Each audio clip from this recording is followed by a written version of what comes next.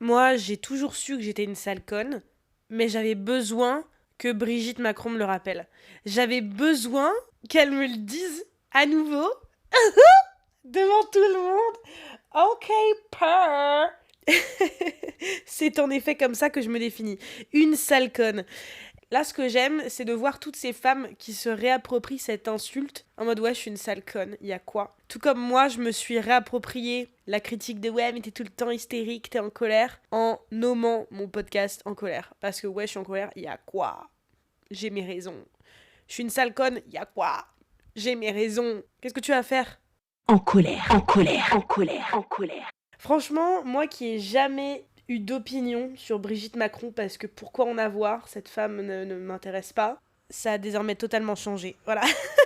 Donc là, en parlant de Salcon, bien entendu, je fais référence à l'intervention vraiment nécessaire de Brigitte Macron lors du spectacle, tout aussi nécessaire de monsieur Harry Habitant, accusé de viol par une femme de 23 ans en 2021. En fait, elle disait tout simplement qu'il y a eu un rapport sexuel entre eux et qu'ensuite il lui a imposé une sodomie non consentie. Voilà, Harry Habitant aime sodomiser des femmes qui n'ont pas envie d'être sodomisées. Elle affirme, cette jeune femme, avoir crié, avoir demandé qu'il l'arrête plusieurs fois, mais Harry Habitant, qui a bénéficié d'un non-lieu, ne s'est pas arrêté. La jeune femme dit avoir été giflée, étranglée, et ces rapports ont notamment causé des lésions anales. Il y a des plaies vaginales, des plaies anales et des hématomes qui ont été retrouvés sur son corps. Elle affirme avoir eu un traumatisme physique, bien entendu, psychique, et y compris un stress post-traumatique, ce qui est, encore une fois, tout à fait normal compte tenu des faits.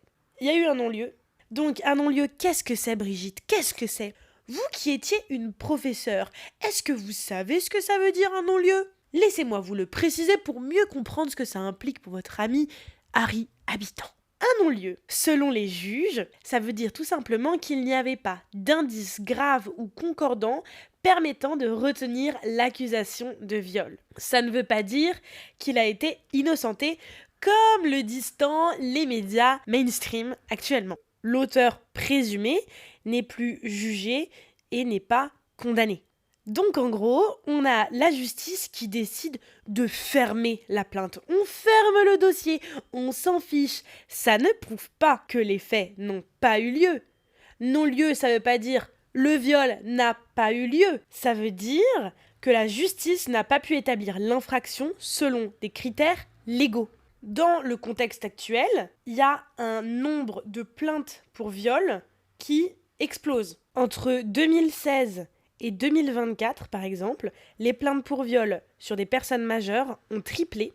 Et pourtant, la large majorité des plaintes n'ont pas abouti à une condamnation. Il y a des études qui montrent que seulement 1 à 2% des viols aboutissent à une condamnation. 1 à 2%. Donc les 99% ou les 98% ne bénéficient pas d'un appui de la justice. Et ça veut bien dire que les violeurs sont en liberté, persuadés d'être innocentés, soit parce qu'il y a un sans-suite, parce que la justice est complètement empotée quand il s'agit de traiter les violences sexistes et sexuelles, soit parce qu'il y a un non-lieu, et comme le fait absolument tout le monde dans ce pays, on va se dire « Ah bah ouais, mais c'est pas grave, il y a eu un non-lieu, c'est la justice qui a tranché, mais depuis quand la justice est du côté des victimes d'agressions sexuelles ? Depuis quand ? Depuis quand ?» Voilà, méditez là-dessus, hein.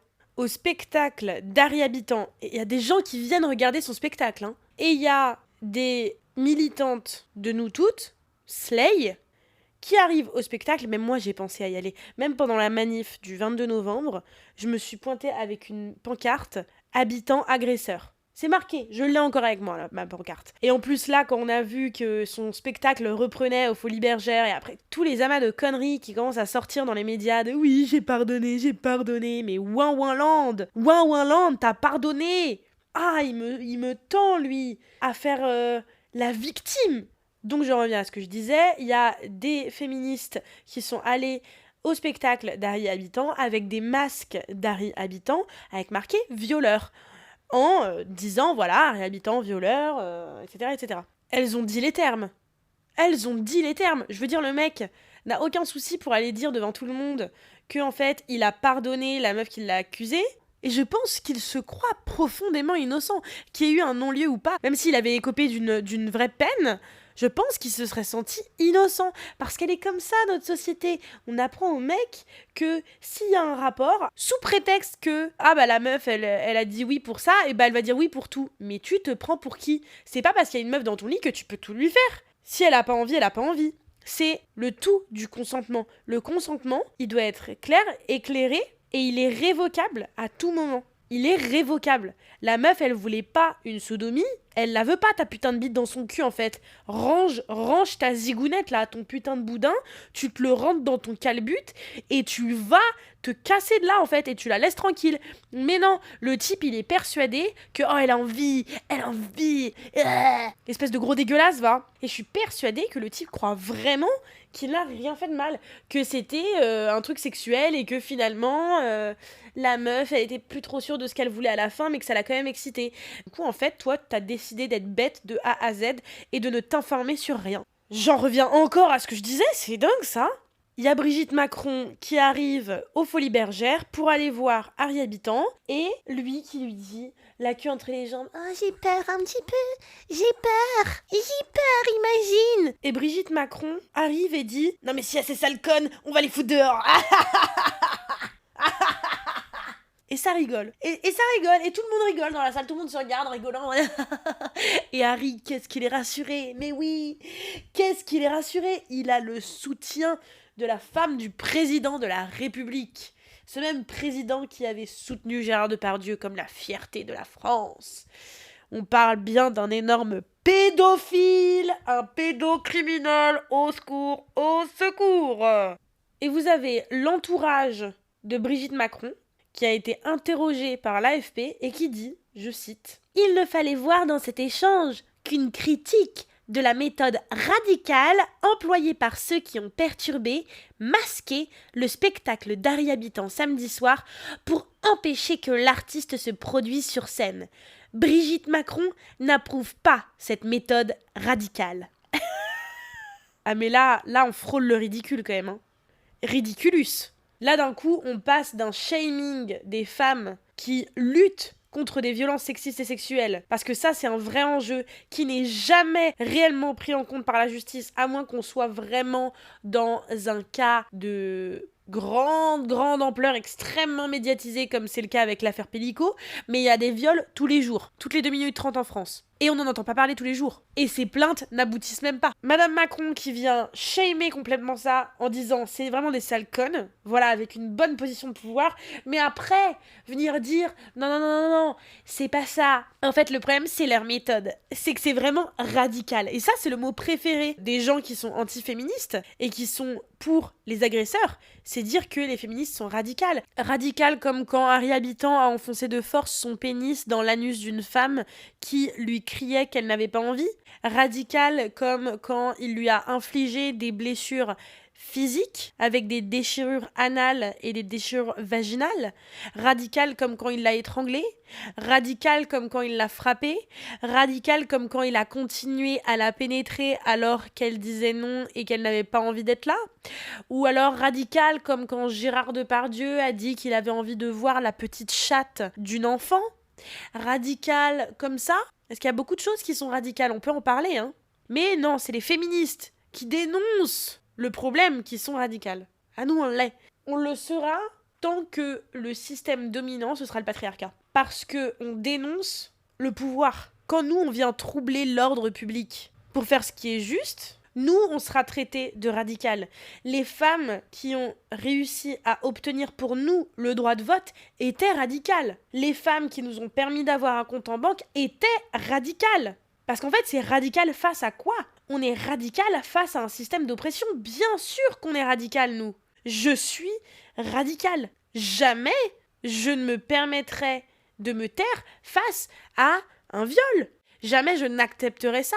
Jamais je ne me mettrai du côté des agresseurs. Jamais je ne me dirai « ça, c'est ok, ça ne me dérange pas ».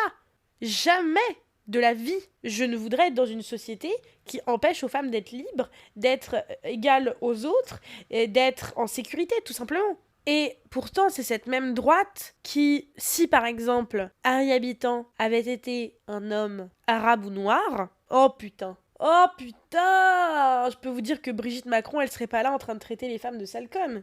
Là, d'un coup, tout le monde s'emparerait du sujet pour dire ah, ce n'est pas normal, le problème c'est les Noirs, le problème c'est les Arabes.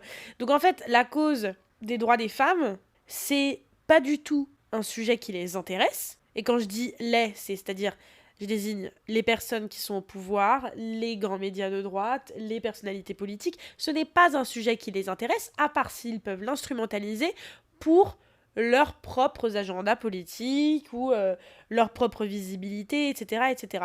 Ils en ont rien à foutre. Emmanuel Macron, par exemple, n'en a rien à foutre des femmes. Il a dit que le droit des femmes, ce serait la grande cause de son nouveau quinquennat. La grande cause du quinquennat. C'est quand même hilarant d'oser avoir de tels propos, alors que cette année, il y a eu plus de féminicides que l'année dernière. La violence faite aux femmes ne fait que croître, mais oui, c'est la grande cause du quinquennat. MDR, mais autant nous rire à la gueule et nous cracher dessus. Ce serait plus simple, le message serait beaucoup plus simple à comprendre pour nous, puisqu'on est doté de la moitié d'un cerveau en tant que féministe, on est complètement conne, malheureusement.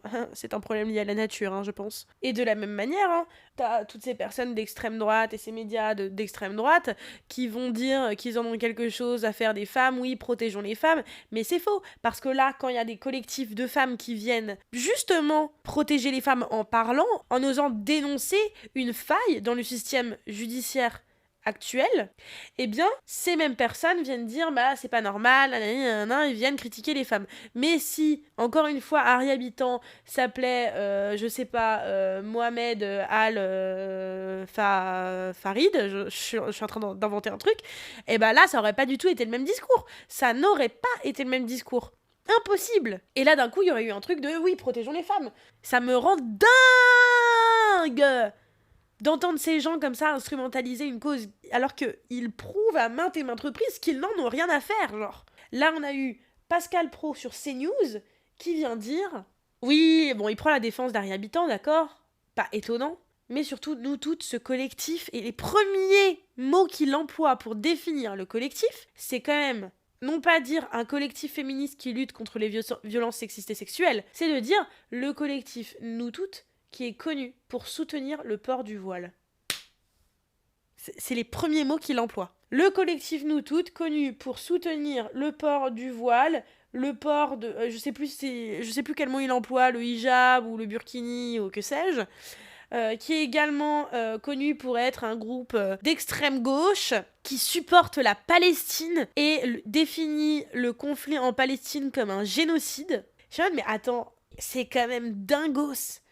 J'ai vu ce passage, je me suis dit, mais on est complètement en train de dériver. Les propos qu'il emploie ne sont pas faux. Oui, on défend le fait que les femmes ont le droit de porter ce qu'elles veulent. Et j'ai justement déjà fait un épisode que j'adore, mais je pense qu'il y a beaucoup de gens qui doivent avoir peur de l'écouter, sur une question très simple. Pourquoi on est tant obsédé par la question du port du voile? Dedans, je ne donne pas mon opinion sur si oui ou non on devrait le mettre ou pas le mettre, parce que ce n'est pas mon affaire, parce que je ne suis pas croyante. Mais plus, pourquoi ça nous intéresse tant, le fait qu'une femme porte un voile? Pourquoi ça nous intéresse? Qu'est-ce que ça peut te foutre? Parce que, encore une fois, un mec, quand il porte un turban, t'en as rien à faire. Un mec, quand il porte une kippa, t'en as rien à faire. Qu'est-ce que ça peut te faire qu'une femme fasse exactement la même chose? Qu'est-ce que ça peut te faire? Bref, je vous laisse aller écouter ce podcast parce que... franchement, je le recommande, il était trop bien, j'ai trop kiffé le faire. Donc oui, en effet, on défend ces causes. Oui, en effet, on vient dire que le génocide en Palestine est un génocide. Il n'y a pas que ça, que la situation des femmes au Soudan est déplorable et qu'on parle d'un massacre, d'une réelle crise humanitaire. On parle aussi de ce qui se passe au Congo. On parle de toutes les femmes qui sont dans une situation d'oppression à cause d'un système patriarcal qui n'est pointé du doigt par personne. Ce que je veux dire, c'est qu'il y a plein de manières de définir un collectif, mais non, toi, la première chose que tu veux dire dans ton média d'extrême droite, c'est direct montrer que les féministes, c'est des femmes qui sont contre la France. C'est des femmes qui sont pour les islamistes. En gros, le message caché, c'est ça. C'est pas un groupe de femmes qui luttent pour l'égalité, la liberté, et ce, au-delà des frontières, peu importe les religions. Non, c'est... le premier mot que tu vas dire, c'est « ouais, elles défendent le port du voile ». Genre, le cœur de notre mission, c'est le voile, quoi. C'est quand même fou. Ces féministes incapables d'accepter une décision de justice. Normal qu'on est incapable d'accepter une décision de justice liée à des violences sexuelles quand on sait que la plupart des décisions de justice faites pour des plaintes d'agression sexuelle ne mènent à rien. Normal que ça nous rende folle de savoir qu'en fait ça ne mène jamais à rien. C'est pas parce qu'on est incapable de se dire « Ah, telle personne est innocente », il n'a pas été jugé innocent. Le consentement a eu une définition légale que là, en 2025,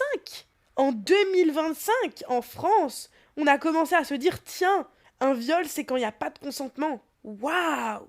Pour vous dire le retard qu'on a. Donc on n'a peut-être pas du retard sur plein d'autres décisions de justice. Par contre, quand il s'agit des violences sexuelles, on a un retard. On n'a pas de mesures adaptées parce que les femmes, on s'en fout. Parce que le consentement, on s'en fout. Parce qu'il y a des femmes comme Brigitte Macron qui s'en foutent. Quand je me remets à penser à ce qu'a dit Brigitte Macron, pour moi, il y a un sentiment de trahison qui est d'autant plus fort parce que c'est une femme. Et ça me paraît tellement inconcevable de cracher à la gueule, littéralement, d'autres femmes qui sont en souffrance et qui viennent dénoncer un système défaillant. Et là, c'est un couteau planté dans le dos. Et c'est pas comme si je pensais que Brigitte Macron, c'était ma meilleure copine, hein, pas du tout. Mais il y a toujours un truc qui est différent parce qu'on s'attend à ce que les hommes soient pas de notre côté. C'est évident. Mais quand c'est une femme, putain, ça fout les boules. Ça fout les boules. Putain, t'as pas honte. Mais puis je me rappelle que c'était la prof de Macron, donc je rappelle que... En fait, non, on n'est pas fait pareil. On n'est pas fait pareil, tout simplement. Parce que c'était quand même la prof qui est sortie avec son élève. Mais bon. Ils sont pas sortis, apparemment, quand ils étaient encore ensemble. Oui, d'accord. Néanmoins... Voilà, je vous proposais juste cet épisode en tant que sale conne en colère. Vous venez d'écouter un épisode du podcast En colère. Si vous êtes toujours zen, c'est que vous n'avez pas écouté assez fort. Vous trichez. Bon alors maintenant, soit vous allez crier dans votre oreiller, soit vous écoutez l'épisode d'après. Allez, oust!